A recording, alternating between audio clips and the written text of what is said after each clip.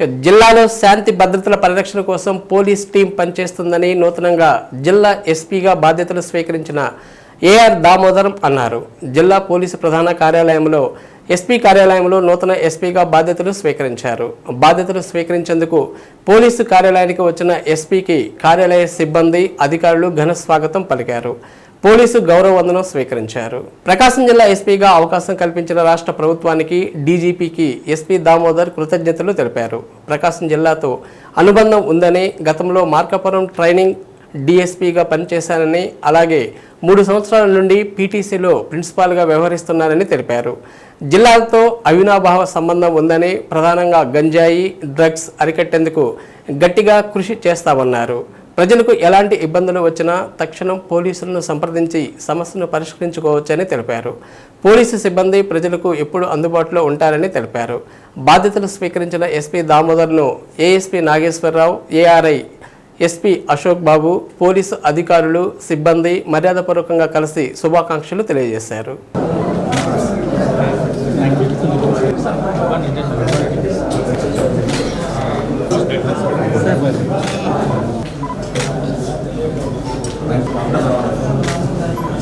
ఈ జిల్లా ఎస్పీగా అవకాశం కల్పించినటువంటి రాష్ట్ర ప్రభుత్వానికి, అలాగే గౌరవ ముఖ్యమంత్రి గారికి, డిప్యూటీ సీఎం గారికి, డీజీపీ గారికి నా యొక్క కృతజ్ఞతలు.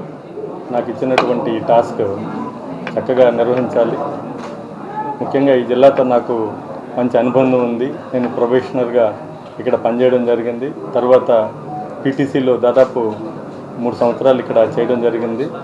సో ఈ జిల్లాకు మరలా ఇక్కడికి నేను ఎస్పీగా రావటం ఇది 2వ జిల్లా. నాకు ఇంతకుముందు విజయనగరం ఎస్పీగా చేయడం జరిగింది. ఇప్పుడు ఇక్కడ 2వ జిల్లాకి నేను ఎస్పీగా రావడం జరిగింది. ప్రజలందరూ కూడా, ప్రకాశం ప్రజలందరూ కూడా సహకరించాలి. మంచి లా అండ్ ఆర్డర్ మెయింటైన్ చేయడానికి ప్రజెంట్ ఉన్నటువంటి సిచ్యువేషన్స్లో గాంజా యొక్క డ్రగ్స్ ఈ బాగా యువత మీద ప్రభావం చూపుతుంది. వీటినన్నింటిని అరికట్టాలంటే పేరెంట్స్, అలాగే కాలేజీ యాజమాన్యాలు, పోలీస్ వ్యవస్థ, స్వచ్ఛంద సంస్థలు, ప్రజలు కూడా మాకు సహకరించాలి. ఇది బాగా ఎక్కువగా ఉన్నటువంటి సమస్య ఒంగోలులో నేను అబ్జర్వ్ చేయడం జరిగింది. అలాగే స్త్రీల మీద, పిల్లల మీద జరిగేటువంటి అఫెన్సెస్ కూడా వీటిని అరికట్టడానికి ప్రజల సహకారం కావాలి. మా పోలీస్ శాఖ ఇప్పుడు కూడా సిద్ధంగా ఉంటుంది.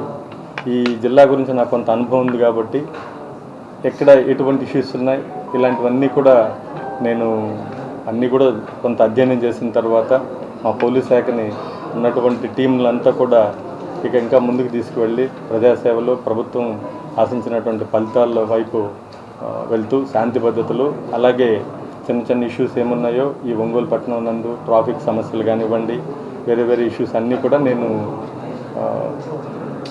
ఫేస్ చేసి అవన్నీ కూడా క్లియర్ చేయడానికి మా టీంనంతా కూడా ముందుకు తీసుకెళ్తాను. Thank you.